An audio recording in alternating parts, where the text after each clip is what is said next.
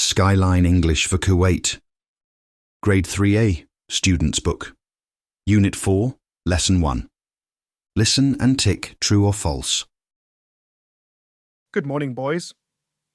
Today we will talk about jobs. What do you want to be when you grow up? I want to be a pilot.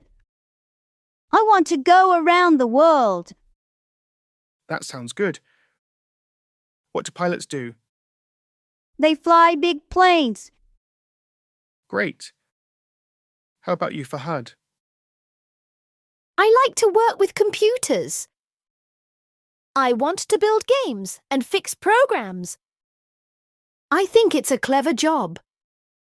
That's wonderful. At Noura and Reem's school. Good morning, girls. Good morning, Miss Amal.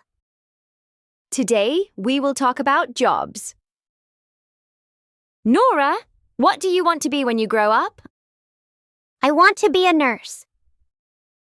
That's a great job. Nurses help sick people. How about you, Reem? I want to be a teacher. It's a clever job. Yes, teachers work hard. That is a good job.